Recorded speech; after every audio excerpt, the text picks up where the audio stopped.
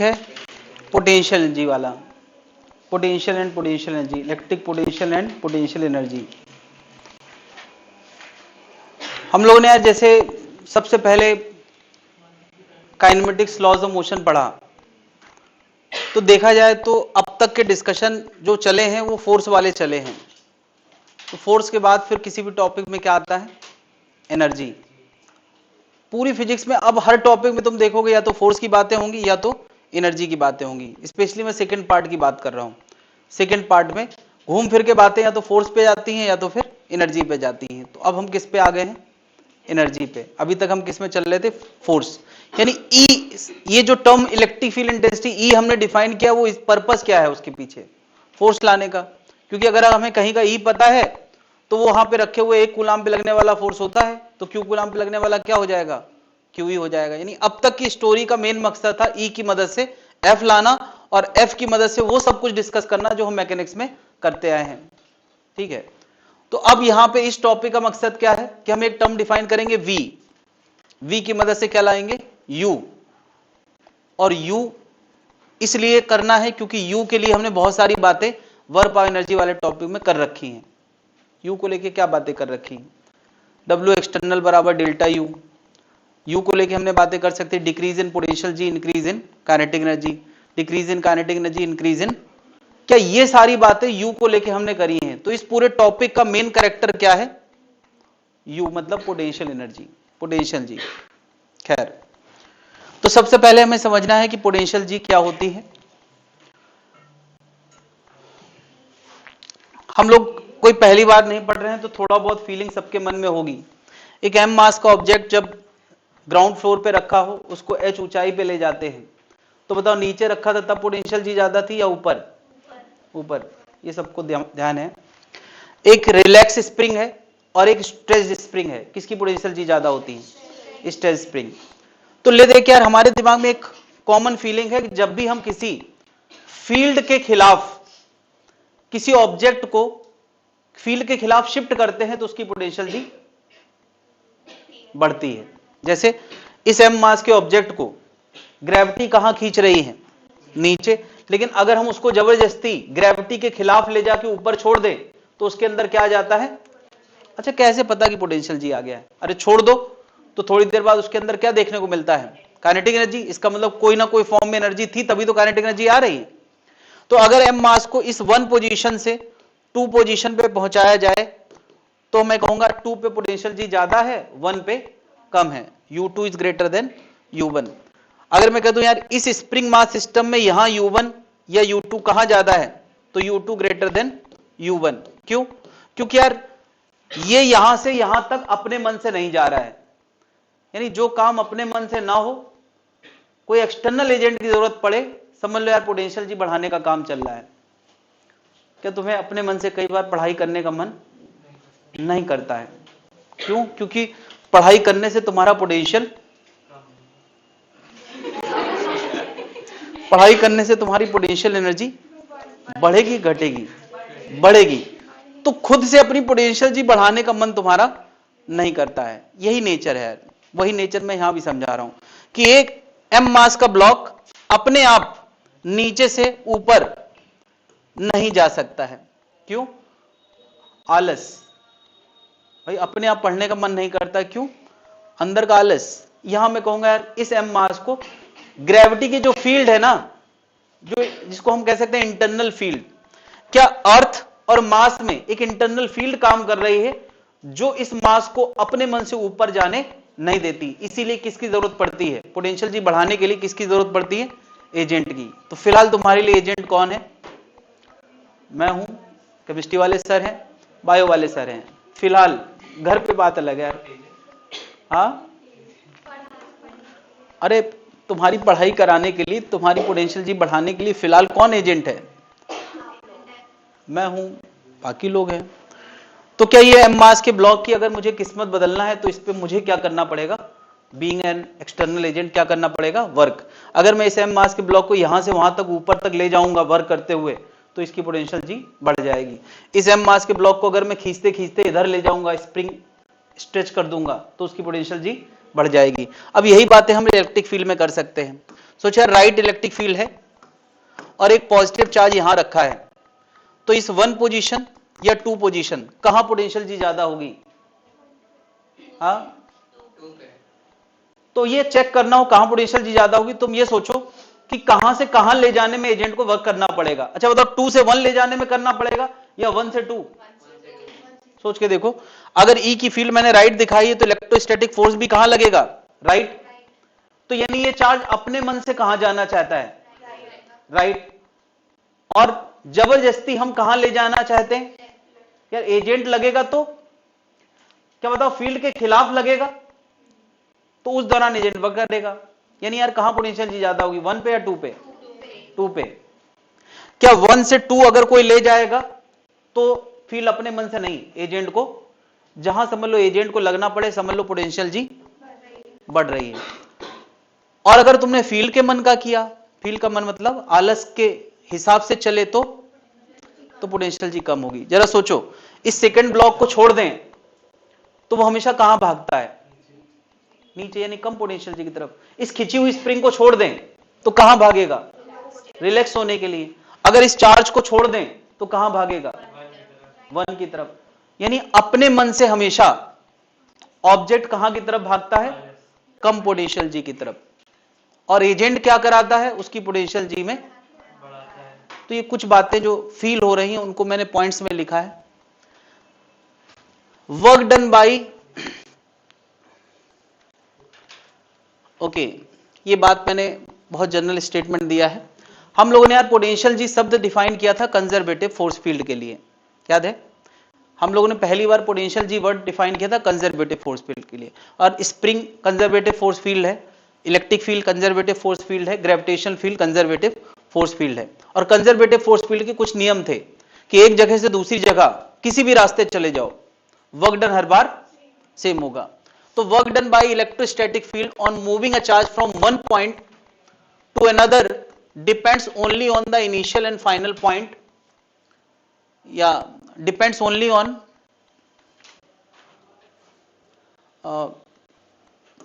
position, not on path, not on path। ये मैं actually में इलेक्ट्रिक फील्ड के नहीं बल्कि हर कंजर्वेटिव फोर्स फील्ड की खूबी कह सकता हूं कि अगर मैं इस चार्ज को 1 से 2 इधर से ले जाऊं या सीधे ले जाऊं या इधर ले जाऊं, किस केस में फील्ड का वर्क डन अलग होगा? मेरा कहने का मतलब है किसी भी केस में फील्ड का वर्क डन अलग नहीं होगा, है ना? और अगर रेस्ट से रेस्ट पहुंचाया तो एजेंट का वर्क डन भी हर केस में सेम होगा। क्या जनता समझ पा रही है? क्या ग्रेविटेशन, जब हम लोगों ने वर्क पावर एनर्जी पढ़ा था तो मैंने बातें करी थी कि यार एक m मास के ब्लॉक को ग्रेविटी के प्रेजेंस में 1 से 2 यहां सीधे पहुंचा दो, टेढ़े मेढ़े रास्ते से पहुंचा दो, यहां हर केस में ग्रेविटी का वर्क डन क्या होता है? mgh। वही बातें इसके लिए भी काम करेंगी। क्यों? क्योंकि इलेक्ट्रोस्टैटिक फील्ड भी एक कंजर्वेटिव फोर्स फील्ड है। बात क्लियर है? क्या मैं कह सकता हूं 1, 2 और 3 दोनों पाथ के लिए W1, W2 और W3 by the field same होगा और फिलहाल बाय द एजेंट भी सेम होगा। बात क्लियर है? पहला पॉइंट क्लियर है। दूसरा पॉइंट है पोटेंशियल एनर्जी का हमेशा चेंज डिफाइंड है, एब्सोल्यूट पोटेंशियल जी कभी डिफाइंड नहीं होती है। यानी अगर कोई कहे 1 से हम 2 ले गए हैं तो जितना वर्क डन 1 से 2 ले जाने में एजेंट ने किया होगा उतनी ही पोटेंशियल जी उसकी बड़ी होगी। नहीं, कोई कहे यार पहले यहां पे कितनी पोटेंशियल जी है, तो ये अपने मन से पहले से एब्सोल्यूट हम मानते हैं। जैसे हम लोग क्या मानते थे कि ग्रेविटी ग्राउंड लेवल पे पोटेंशियल जी 0 है तो एच ऊंचाई पे mgh है। अगर कोई ग्राउंड लेवल पे 100 मान ले तो टॉप लेवल पे 100 प्लस mgh लिखना पड़ेगा। यानी एक जगह की मान लेने पे दूसरी जगह की बात करी जा सकती है, एब्सोल्यूट पोटेंशियल जी की बात। यानी जब तुम मेरे पास आए तो तुम अपना एक पोटेंशियल लेके आए जो तुम्हारे बचपन से लेके अब तक की अपब्रिंगिंग में मिला है, डीएनए के साथ भी मिला था, फिर तुमने लर्न किया, करते करते 12वीं क्लास तक तुम कुछ सीख के आए, ठीक है? तो वो कितना है इसके लिए कोई फॉर्मूला नहीं है, लेकिन इस एक साल में तुमने कितना सीखा वो एक्सटर्नल एजेंट के वर्क पे डिपेंड करेगा। अगर एक्सटर्नल एजेंट ही वर्क नहीं करता तो तुम्हारे पोटेंशियल जी में कोई अंतर नहीं आएगा, ऐसा माना जाएगा। हालांकि ऐसा नहीं, तुम लोग सेल्फ लर्निंग भी तो करते ही हो। तो मैं यहां की बात कर रहा हूं कि 1 से 2 ले जाने में एजेंट जितना वर्क करेगा उतना पोटेंशियल जी उसका बढ़ जाएगा। पहले से कितना था इसके लिए कोई फॉर्मूला नहीं है। तो हमेशा यार जो डेफिनेशन है वो किसके लिए है? चेंज के लिए है। और डेफिनेशन क्या है मैं यहां लिख देता हूं, अभी इस पे आएंगे। Work done by external agent rest to rest, rest से रेस्ट शिफ्ट करने में जितना एजेंट वर्क डन करता है वही उसका चेंज इन पोटेंशियल जी है। जितना वर्क डन एजेंट ज्यादा करेगा चेंज इन पोटेंशियल जी भी ज्यादा होगा। यानी सब कुछ किस पे डिपेंड करता है? एक्सटर्नल एजेंट पे, है ना। तो पोटेंशियल जी क्या है? Stored work done in conservative field. Potential जी क्या है? Stored work done. एजेंट ने जो वर्क किया है वही उसमें क्या हो जाता है? स्टोर हो जाता है। तो इसीलिए मैंने उसकी डेफिनेशन किससे दी है? वर्क से। अगर कोई पूछे पोटेंशियल जी की यूनिट क्या होगी, तो जो वर्क की यूनिट होती है वही क्या होगी? पोटेंशियल जी की यूनिट होगी। नहीं, तो पोटेंशियल जी जमा वर्क डन होता है और कुछ नहीं। जो एजेंट करता है वो उसको वापस मिल जाता है। अगर मैं यहां से यहां तक ऊपर ले जाते समय पॉजिटिव वर्क डन कर रहा हूं प्लस mgh, तो क्या जैसे ही हाथ हटाऊंगा तो ग्रेविटी उसको क्या उतना वर्क डन वापस कर देगी। अगर मैं यहां से यहां तक स्प्रिंग को खींच के हाफ के एक्स स्क्वायर का वर्क डन किया हूं तो जैसे ही हाथ हटाऊंगा तो स्प्रिंग उतना वर्क डन दे देगी। क्या जनता समझ पा रही? यहां से हमें जबरदस्ती ले जाके मान लिया QE इंटू डी का वर्क डन किया हूं तो जैसे ही हाथ हटाऊंगा तो उतना वर्क डन वापस कर देगी। कि हाथ हटाऊंगा तो मिल जाएगा वापस, ये गारंटी क्यों है? क्योंकि फील्ड का नेचर ही यही है। फील्ड हमेशा ऐसी डायरेक्शन में फोर्स लगाती है जिससे पोटेंशियल एनर्जी का जमा वर्क खर्च किया जा सके। यानी कोई भी फील्ड हमेशा किसी चार्ज को कहां भगाती है? ऐसी डायरेक्शन में जिससे पोटेंशियल एनर्जी कम हो सके। तो एक फ्री ऑब्जेक्ट, ये पांचवा पॉइंट, अ फ्री ऑब्जेक्ट या charge in field always move, कहां से कहां मूव करता है? हाई पोटेंशियल एनर्जी से लो। यानी अगर मैं यहां 2 पे छोड़ दूं तो वो कहां की तरफ भागेगा? 1 की तरफ। अगर मैं स्ट्रेस से छोड़ दूं तो कहां भागेगा? रिलैक्स की तरफ। अगर मैं यहां 2 पे छोड़ दूं तो कहां भागेगा? 1 की तरफ। हमेशा एक फ्री ऑब्जेक्ट कम पोटेंशियल एनर्जी की तरफ भागता है। ये नेचर है ना, ये नेचर है यार। अच्छा बताओ, जब पोटेंशियल जी बढ़ रही होती है उस दौरान एजेंट कैसा वर्क करता है? ये मत पढ़ो, मैंने अभी अभी क्या बताया कि अगर किसी की पोटेंशियल जी बदलना है तो एजेंट को कैसा वर्क करना पड़ेगा? बताओ, जब मैं नीचे से इसको ऊपर लाया तो मैंने यानी एजेंट ने कैसा वर्क किया? पॉजिटिव। अगर तुम्हारी पोटेंशियल जी साल भर में बदली है तो मेरा वर्क कैसा होगा? पॉजिटिव होगा, तभी तो बदली है। अगर निगेटिव वर्क करूंगा तो क्या होगा? तुम्हारे नंबर और कम हो जाएंगे। तो पॉजिटिव वर्क करके ही पोटेंशियल जी बढ़ाई जा सकती है ना भाई। तो एजेंट का वर्कडन कैसा होता है पोटेंशियल जी बढ़ते समय? अब मैं उस दौरान पूछूं कि फील्ड कैसा वर्क करती है। यानी जब मैं तुम्हें पढ़ा रहा होता हूं तो तुम्हारे अंदर का मन क्या कहता है? अबे चलो यार छोड़ो, घर चलते हैं। वो ये नेचुरल है। मतलब कौन अपनी पोटेंशियल जी बढ़ाना चाहता है? नेचुरल तरीके से कोई नहीं बढ़ाना चाहता। किसको मजा आता है अपनी पोटेंशियल जी बढ़ाने? मेहनत करना पड़ती है, नहीं मजा आता है।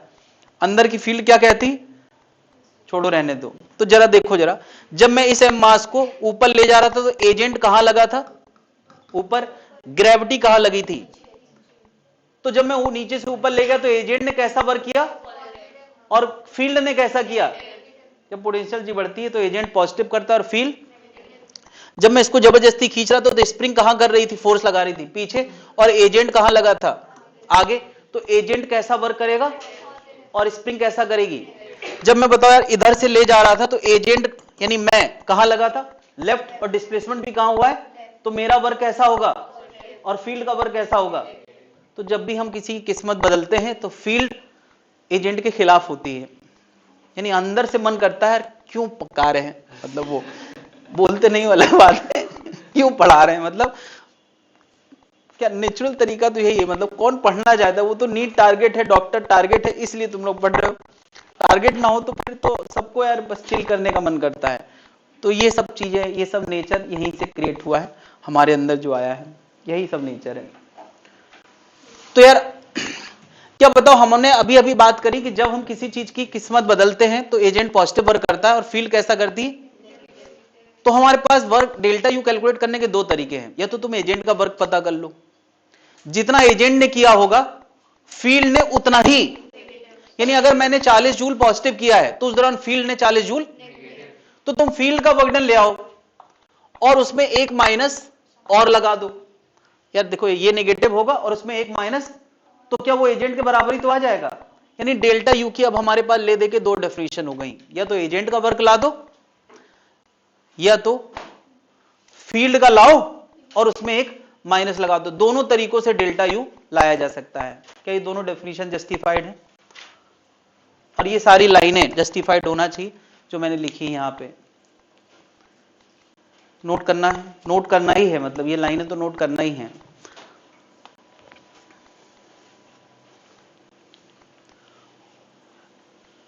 मे बी कि जब तुमने पोटेंशियल जी वाला टॉपिक पढ़ा होगा तो ये लाइनें पहले आ चुकी हैं, बट एक बार फिर से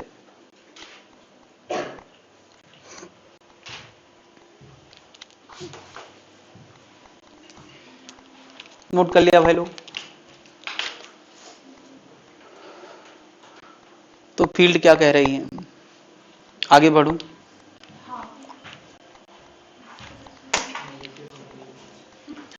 फील्ड क्या कह रही है? आगे बढ़ते हम लोग।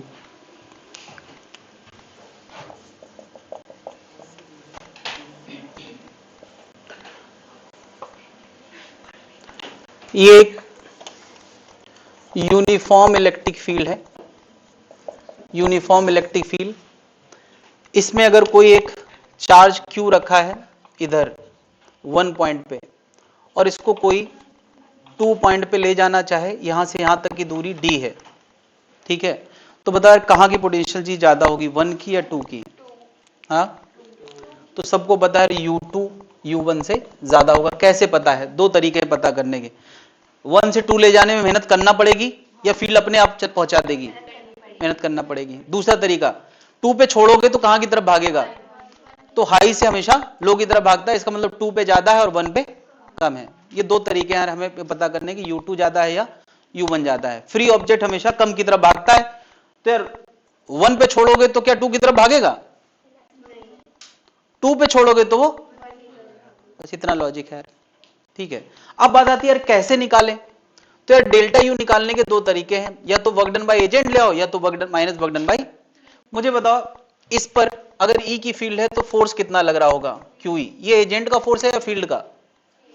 ऑब्वियसली यार ये फील्ड का फोर्स है, तो एजेंट को कहां लगना पड़ेगा? पीछे। और अगर इसको स्लोली यहां से यहां पहुंचाना है रेस्ट से रेस्ट, मैंने देखो डेफिनेशन में लिखा है रेस्ट से रेस्ट, तो इसका मतलब एजेंट को जो फोर्स लगाना पड़ेगा वो किसके बराबर लगाना पड़ेगा? फील्ड के बराबरी, लेकिन खिलाफ लगाना है।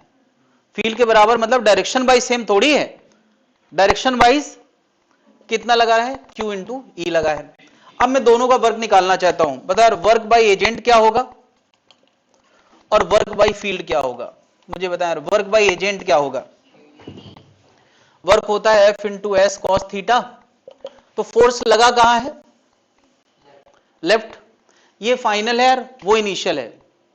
मैं इनिशियल से फाइनल ले जा रहा हूं, पोटेंशियल बढ़ाने के लिए मैं आंसर निकाल रहा हूं ना। तो फोर्स लेफ्ट है, डिस्प्लेसमेंट और फोर्स के बीच में 0 डिग्री का एंगल है, डिस्प्लेसमेंट भी लेफ्ट है, तो ये कितना आ गया? अगर मैं फील्ड का वर्क डन निकालूंगा तो फोर्स क्या है? फिर से F S cos theta, QE है लेकिन लगा कहां है? राइट है। डिस्प्लेसमेंट कहां है? लेफ्ट है, तो दोनों के बीच में एंगल कितना है? तो ये कितना आएगा? क्या दोनों का मैग्नीट्यूड सेम आया कि नहीं? मैं ये दिखा सकता हूं वर्क डन बाय एजेंट बराबर work done by field, magnitude wise rest to rest work done agent का और फील्ड का हमेशा क्या होता है? सेम होता है। और वो कितना आया है? QED। तो अब यार बताओ डेल्टा यू कितना हो गया? QED हो गया, खत्म बात। यहां पे यार ऐसा है ना कि साइन का चक्कर ना पालो। वैसे तो डेल्टा यू की डेफिनेशन में मैंने साइन का चक्कर दिया है, मगर जितना हो सके साइन के चक्कर से बच के रहें। हमें मैग्नीट्यूड निकालना आ गया और इतनी समझदारी तो हमारे अंदर है ही कि 2 का ज्यादा होगा और 1 का। यार ये आंसर किसका है? U2 माइनस U1 का या U1 माइनस U2 का? U2 माइनस U1 का। कल को कोई U1 माइनस U2 पूछे तो बात क्लियर है। तो यूनिफॉर्म फील्ड में डेल्टा यू निकालना जनता ने सीख लिया है। कोई दिक्कत है भाई? कोई दिक्कत है? एक नया नाम इन्वॉल्व कराने वाला हूं मैं,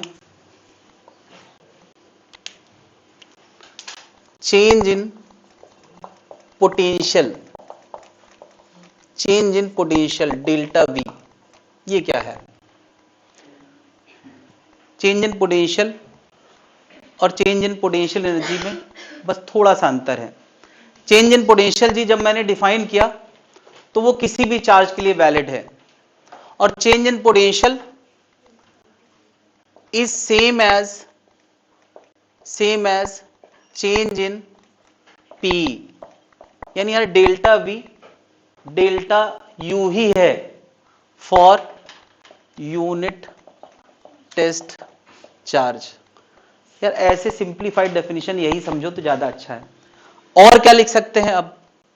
यार यहां एक बात पक्की होगी, 1 कूलाम के लिए नहीं, 1 कूलाम को एक जगह से दूसरी जगह शिफ्ट करने में जितना वर्क एजेंट करेगा वही क्या है? नहीं यार, तो इसको हम ऐसे कैसे लिख सकते हैं यार? Work by external agent on shifting unit charge from initial to final. क्या डेल्टा वी की डेफिनेशन क्या हो गई? W agent. क्या डेल्टा वी की डेफिनेशन माइनस फील्ड भी तो हो गई, लेकिन इसके साथ यहां क्या लिखना है? फॉर यूनिट चार्ज, बस इतना और है। यानी यार डेल्टा यू और डेल्टा वी में बस इतना ही अंतर है। ये होता है किसी भी चार्ज के लिए और ये होता है यूनिट चार्ज के लिए। क्या बात समझ रहे हैं? मुझे बताओ, अगर मैं इसी जगह पर डेल्टा यू का फॉर्मूला ये निकाला था, डेल्टा यू का, अगर मैं डेल्टा वी का निकालता तो क्या निकलता? बता, डेल्टा वी क्या होता? डेल्टा वी होता एफ एस कॉस थीटा, लेकिन एफ किस में? यूनिट कूलाम पे। तो यूनिट कूलाम मतलब 1 ई, तो वो क्या आ जाता? क्या आ जाता? E इंटू डी, क्योंकि वो यूनिट कूलाम के लिए होता है। या तुम ऐसे सोचो यार, ये क्यू की जगह 1 रख दो तो क्या आ जाएगा? 1 ED। क्या जनता समझ पा रही है? तो मुझे बताओ, अगर इसकी यूनिट जूल हुआ करती थी तो डेल्टा बी की यूनिट क्या होगी? जूल पर कूलाम, और इसी जूल पर कूलाम को हम क्या बोलते हैं? वोल्ट। बात समझ में आ रही है? डेल्टा यू जूल होता है तो ये क्या होगा? जूल। अच्छा बताओ, डेल्टा यू और डेल्टा बी का रिलेशन क्या होगा? Relation between delta U and delta B क्या होगा यार? डेल्टा यू बराबर क्यू टाइम्स डेल्टा बी। क्या जनता समझ पा रही है यार? किन्हीं भी दो पॉइंट के बीच का डेल्टा वी पता हो, जैसे ये पता था, और डेल्टा यू लाना हो तो तुम क्या करोगे? क्यू टाइम्स डेल्टा वी कर दोगे। क्या जनता समझ पा रही है? तो यार अब आगे की बातें हम डेल्टा यू के लिए नहीं करेंगे, किसके लिए करेंगे? डेल्टा वी के लिए, क्योंकि डेल्टा वी और डेल्टा यू में इतना ही तो अंतर है, तो लास्ट में मल्टीप्लाई कर देंगे। क्या ये बात समझ में आ गई यार? डेल्टा वी की बात हम क्यों कर रहे हैं? डेल्टा वी डेल्टा यू लाने का ही एक ऐसा पैरामीटर बना दिया गया है कि भाई डेल्टा यू लाना हो तो पहले डेल्टा वी पता कर लो तो डेल्टा यू आ जाएगा। क्या इतनी बात जनता को क्लियर है? तो आगे की बातें अगली क्लास में करते हैं। अभी इसका कोई होमवर्क नहीं है, अगली क्लास के बाद होमवर्क मिलेगा। अभी जितना भी गॉस लॉ तक का डिस्कशन है उनके सारे क्वेश्चंस तैयार कर लें।